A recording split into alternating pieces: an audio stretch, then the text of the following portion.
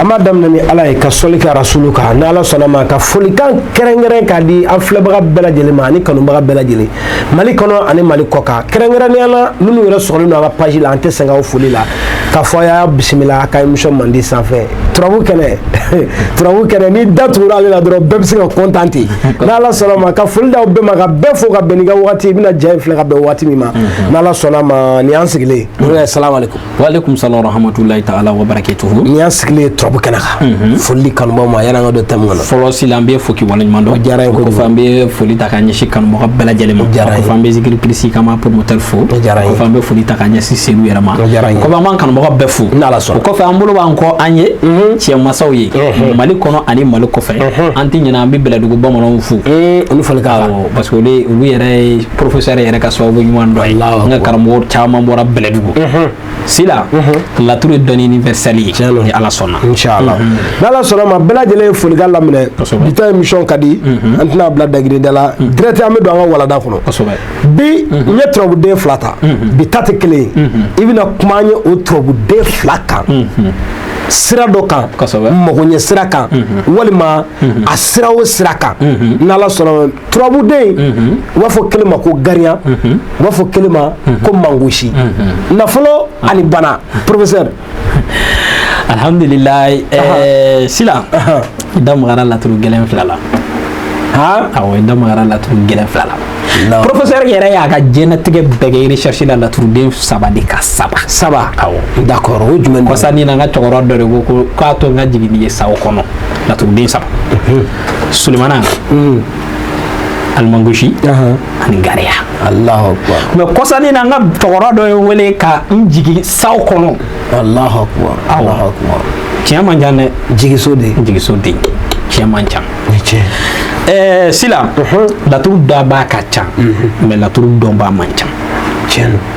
sila niveau dɔ de bɛ yen n'i ma s'o ma i tɛ se ka kɛ cɛmasa ye n ye so 16 kalan ka jiso 4 dɔ ka tasumaso 4 dɔ ka fiɲɛso 4 dɔ ka bɔgɔso 4 dɔ o tɛ kɛ cɛmasa ye tiɲɛ n ye laturuden kelen-kelenna kuma dɔn ni sejo taara da yan a bɛ mun fɔ ni sejo nana yɛrɛ sɔrɔ a ka so o bɛ mun ko fɔ ni sejo nana yɛrɛ sɔrɔ garijɛgɛ so la adama ka so o bɛ mun ko fɔ ni sejo nana yɛrɛ sɔrɔ badu la o bɛ mun mana n'a y'a yɛrɛ sɔrɔ faso la o bɛ mun mana n'a y'a yɛrɛ sɔrɔ denɲɔ na o bɛ mun mana n'a y'a sɔrɔ dimi na o bɛ mun mana n'a y'a yɛrɛ sɔrɔ furu la o bɛ mun mana n'a y'a yɛrɛ sɔrɔ bana la o bɛ mun mana i tɛ tiɲɛ masaya hali bi o tɛ maa kɛ tiɲɛ masa ye tiɲɛ sila pour que a ka fɔ ko nin ye laturu dɔnna ŋana ye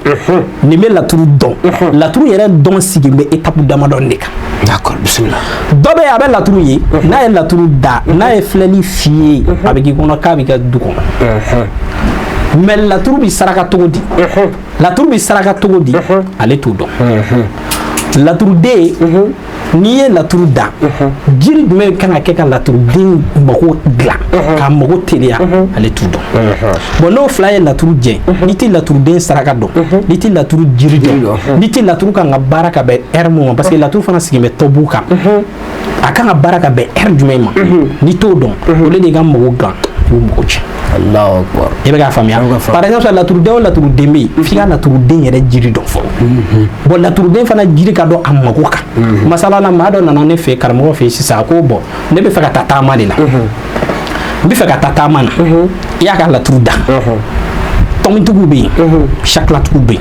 dɔ bɛ yen i bɛ taa sɔrɔ ale ka baara yɛrɛ bɛɛ bɛ tɔmi nɔnɔ kan ale bɛ baara kɛ ni tɔmi nɔnɔ ye tɔmi ye jate dɔrɔn de don dɔ bɛ yen i bɛ taa sɔrɔ ale yɛrɛ ka baara ye sakila dɔrɔn de ale bɛ sakila dɔw bɔ k'o ban n'a bɛna laturuden dɔ ma ale b'o laturuden kelen pe ta o b'ale ka mago dilan dɔ bɛ yen i bɛ taa sɔrɔ ale bɛ tɔmi dɔ ta ale bɛ laturuden fan dɔw ta ka laturuden fan dɔ ta a b'o tɔmi tigɛ ka taa laturuden kelen sɔrɔ donc ale b'i ka tiɲɛ saraka n'o ye k'a ban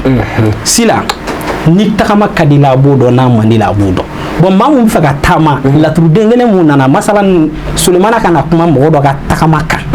o bɛ jiri mun ko fɔ ale o Sulemana kelen o ka kuma muso dɔ ka kɔnɔmaya kan est ce que a jiri bɛ ye jiri kelen ye ɲininkali gɛlɛn bon n'i m'o dɔn laturu la i bɛ fili dɔ la tiɲɛ o ye kelen ye laturu wagati n'o ye a saati ye wagati fana ye diyagoya n'i t'o dɔn turabu la i ma kɛ laturu masa ye donc i da magara Sulemana mun ni Gariya mun Almangoshi mun na ne yɛrɛ ka da la ko wari bɛ laturu la professeur yɛrɛ ka da la ko tiɲɛ yɛrɛ la laturu nkalon t'a la fiyewu parce que anw fila anw sɔn man di dɛ ko auditeur k'o dɔn ko professeur yɛrɛ ye scientifique ye professeur sɔn man di ne yɛrɛ ka da la ko n'i ye laturu baara k'a bɛ nafolo d'i ma ne y'a ye laturuden fɔlɔ min o de ye tonton Gariya d'accord ni Gariya y'i sɔn nafolo la a ti ban n'i ye Gariya ni kelen pe dɔn i t'i bolo jan mɔgɔ ye n'i ye Gariya ni kelen pe dɔn i t'i siri maa la fo ka taa diɲɛ wuli n'i ye Gariya ni kelen pe dɔn wari ti ban i kunna wari ti ban wari ti jɔ wari ti ban wari ti jɔ Gariya de b'o kɛ donc o Gariya in ale y'a mangosi mun filɛ nin ni mangosi ye bana ye bana kɔ den ka turabudala bɛɛ ɲininka n'u bɛ fɛ ka maa mago sa m'a fɔ laturuden man kɛnɛ dɛ mais laturu man kɛnɛ ka tɛmɛ mangosi kan ni mangosi ye ko dilan ye diɲɛ bɛ wuli o bɛ to ten ni mangosi ye ko tiɲɛ ye diɲɛ bɛ wuli k'o to ten ni mangosi y'a k'i ye a ti ban ni mangosi y'i mago sa a bɛ don cɛmasa min kan mun bɛ se k'i bɔ o man ca donc o Gariya n'i y'o ni mangosi fara ɲɔgɔn kan dalu la nafoloko la wulibali don ne b'a mun dɔn sila o ye ka wari kana ban kunna wari yɛrɛ de kana ban a lamɛn dɛ k'a fɔ ne filɛ nin nafolo tɛ n kunna banna wari ti ban de i bɛ fɛ ka bamanankan fɔ wari ti ban kunna sɛbɛnden kelen pe n ko nafolo ni bana de don nafolo ani bana a ti ban de k'a fɔ ko c'est à dire a bandɔni filɛ dɔ bɛna dɔ d'i ma o ko tɛ dɛ don o don wari di dɔ bɛ dɔ sɔrɔ yen ayi don o don nafolo de bɛ yen ne ka da la ne y'a ye nin la ni sɛbɛnden kelen pe yen n'a bɛ nin baara cogo dɔ bɛ na ne y'a fɔ ko moriya ye fila de nuraniya ni zulumaniya wa laturu fana b'o sigi a kelen la nuraniya bɛ laturu la zulumaniya bɛ laturu la bon ni taabolo min b'an bolo zulumaniya dɔn nka an tɛ nin fɔ antenne sanfɛ ni minnu y'an sɔrɔ inbox la sila an bɛ bɛn a la n'an bɛnna a la baara cogonin bɛ yen sɛbɛnden kelen sɛbɛnden kelen pewu ayi sila an ɲana an ka sɛbɛn kɔ tiɲɛ tɛ morikɛ ɲana n'a ka sɛbɛnden kɔ ayi sɛbɛn man di sinon ni sɛbɛn ka di a tɛ yira kɔ hali n'i bɔra ka ɲina kɔ ni ɲana i ka téléphone kɔ i tɛ retour kɛ k'a ta fo n'i taara ka sɛbɛnden to i bɛ segin ka n'a ta so kɔnɔ sinon ne yɛrɛ ka da la ko dalu ye tiɲɛ ne Gariya daga dɔ dilan k'a ban ni n kɔ a la diɲɛ don o don bɛ wari min n y'a dabɔ a kama ka Gariya to yen k'a lajɛ n t'a kɛ ala tɔgɔ tɛ yen ko n bɛ mun wurudi zikuru k'a bɛɛ jɔ k'a jateminɛ a tugu a la k'a lajɛ n'a sɔrɔ ni y'a kɛ nafolo bɛ na walima ni nafolo tɛ walima ni mun don k'a lajɛ o kɔnɔna na n y'a sɔrɔ ni dalu b'i bolo n'i y'a kɛ wulibali don ni dalu b'i bolo n'i y'a kɛ wulibali don ni dalu bɛ yen nɔ n'i y'a kɛ wulibali don i bɛ ko dɔ y'a kɔnɔ est-ce que y'a faamu bon o yɔrɔ b'a donc o alimangosi ni Gariya in an kɔni kɛ mɛ k'a labɛn kɛ a labɛn banna n'Ala sɔnna a labɛn bannen don an bolo a labɛn bannen don an bolo donc ni mɔgɔ minnu mago b'a la a bɛ sɔrɔ n'Ala sɔnna inshallah Mali kɔnɔ ani Mali kɔ kan bɛɛ lajɛlen ka faamuya professeur Maga Sise a ka sɛbɛnden kelen